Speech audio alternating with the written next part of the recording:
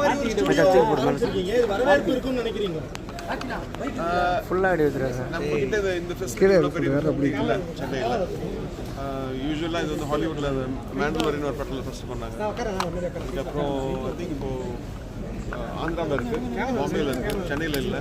சென்னையோட ஃபிலிம் மேக்கர்ஸ்க்கு ஹெல்ப்ஃபுல்லாக இருக்கும். இன்னும் பெட்டர் டெக்னாலஜி இது. இன்னும்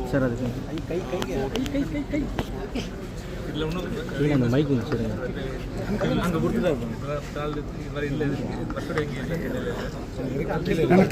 எங்கே புது டெக்னாலஜினா இங்கே ஃபிலிம் மேக்கர்ஸ்க்கும் இதை பற்றி பெரிய ஐடியா இருக்காது. அப்போ அதை டீச் பண்ணுறதுக்கு ஏதாவது ஃபெசிலிட்டி இருக்குது? வேறு சார்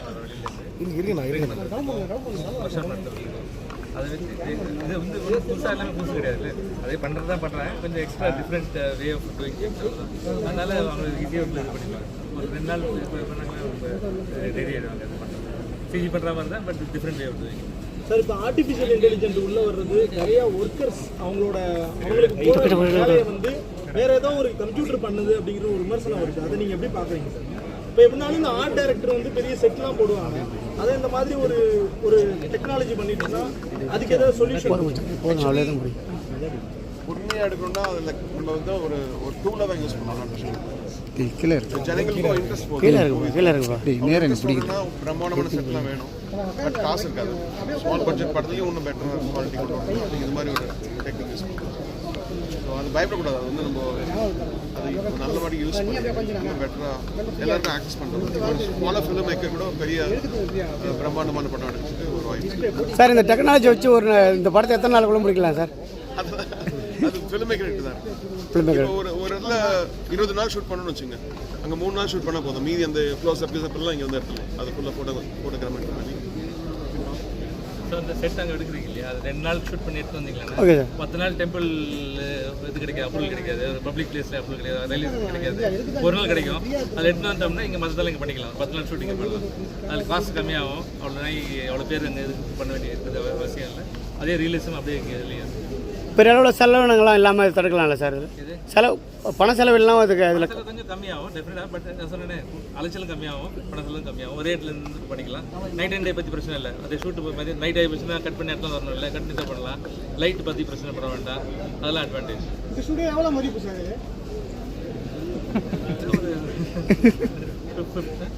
இந்த மாதிரி செட் அமைக்கணும்னா எவ்வளோ சார்? இது ஒரு 15-20 கோடி ஆகும். ஏன் சார், நல்ல பிரம்மாண்டம் தானே சார், அதனால தான் சார் கேட்குறேன்.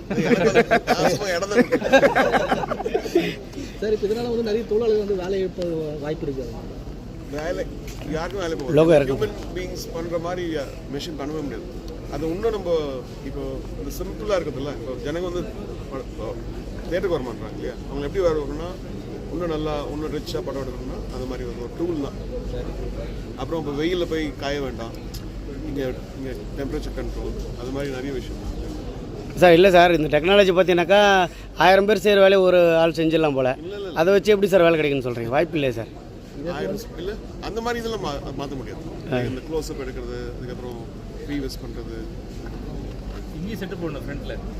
பின்னாடி செட்டு மேட்ச் பண்ணி ஃப்ரண்ட்டில் செட் போட்டால் தான் வரும். அவங்க வேலை இங்கேயே என்னதான் இருந்தாலும் நம்ம நேச்சுரல் பண்ணுற மாதிரி பிரம்மாண்டமாக பண்ணும்போது ஆட்கள் வந்து அதிகமாக தேவைப்படுவாங்க. இங்கே நம்ம இதில் வந்து கொஞ்சம் கம்மியாக தான் சார், ஒரு 10 பேருக்குள்ளே முடிக்கணும் சொல்ல முடியாது. இது என்ன மாதிரி ஃபுல்லாக இதில் பண்ண முடியாது. இது வந்து ஒரு பார்ட் ஆஃப் ஃபில்ம் மேக்கிங். ஃபுல்லாக இதில் படம்.